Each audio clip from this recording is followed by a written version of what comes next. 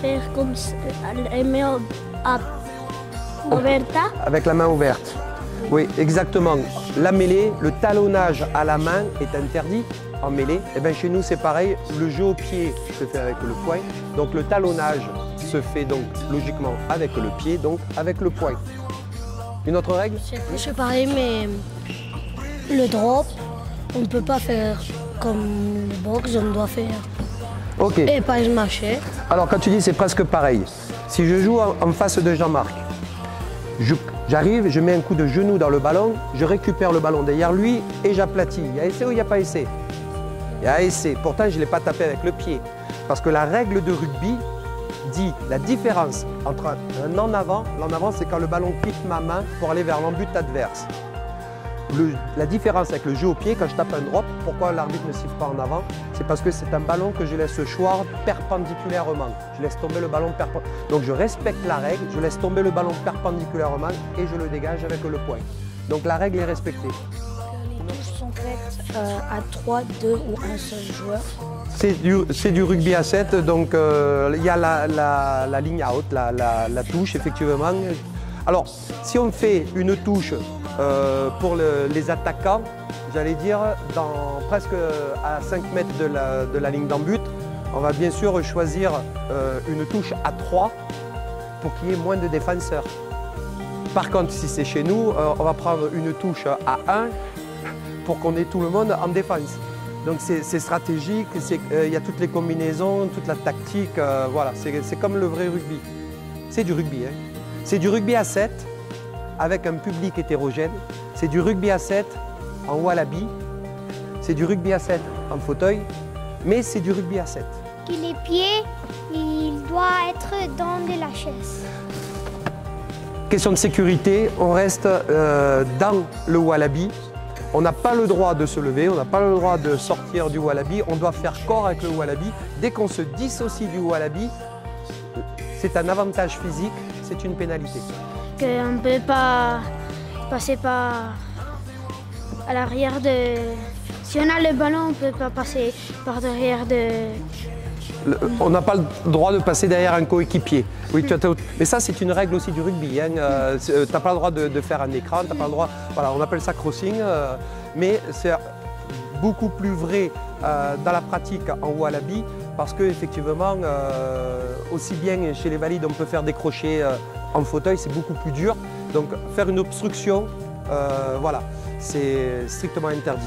Mais c'est la règle du rugby. Hein. L'équipe tape un joueur de l'équipe adverse, il y aura un maul et donc il va devoir s'arrêter et faire la passe dans les 5 secondes qui suivent. Double contact, c'est un maul. Une autre règle. T'as pas le droit de voler la balle parce que sinon c'est pénalité. T'as pas le droit de piquer le ballon parce qu'effectivement on avance avec les mains.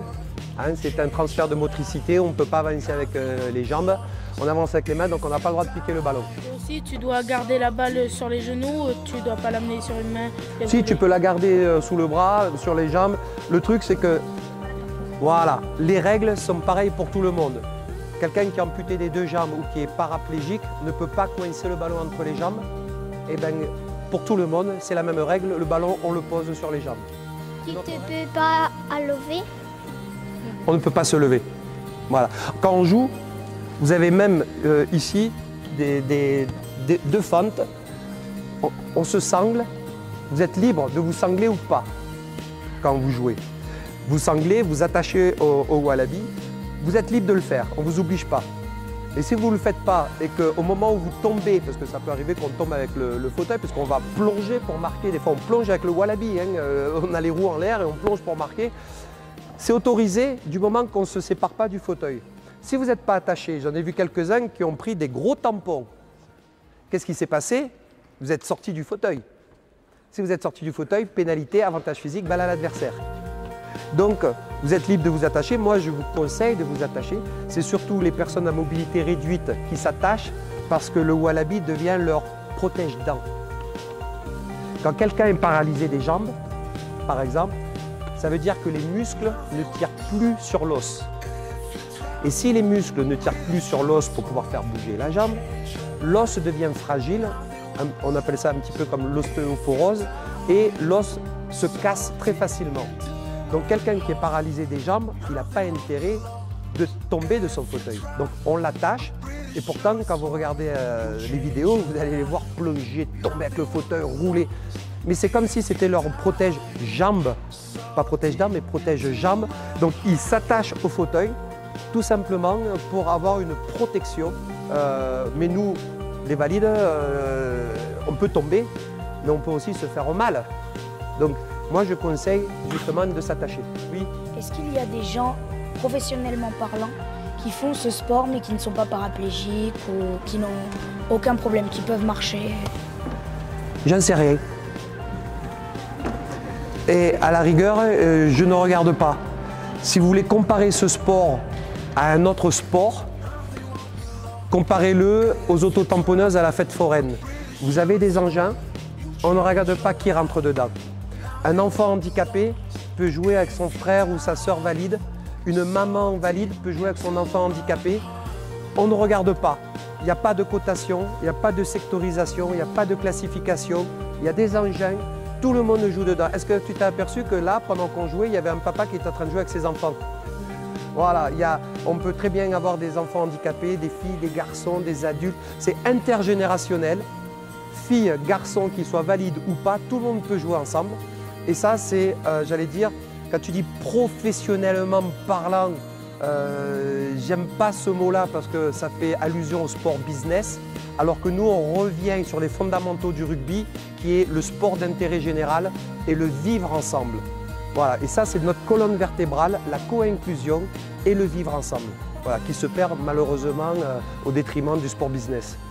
Alors, ça s'appelle Wallaby parce que quand j'avais votre âge, notre Graal, notre objet qui nous faisait aimer le rugby, parce que là, vous avez aimé le Wallaby, et nous, à l'époque, on aimait ce qu'on appelait le cuir. Le cuir, quand on dit on jouait et le cuir c'était le Graal, c'est parce que le ballon de rugby à l'époque était en cuir. Et il s'appelait Wallaby.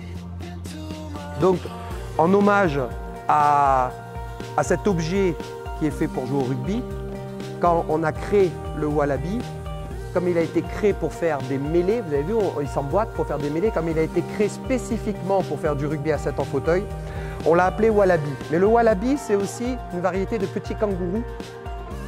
Et vous savez que le kangourou met le petit dans la poche. Donc vous êtes entre guillemets les petits qui sont dans la poche du kangourou. Donc voilà pourquoi on l'a appelé Wallaby. En tout cas, je vous remercie pour l'accueil. Et puis, de notre côté, on a un projet qui est de mettre en place la première Coupe d'Europe de rugby à 7 en fauteuil. Mais pas pour les adultes, hein, pour vous. Voilà, c'est ça, c'est moins de 14, moins de 16 ans. Voilà, donc on va faire une première Coupe d'Europe, mais réservée aux jeunes. Voilà, donc entraînez-vous bien, hein. Peut-être que. Merci à vous.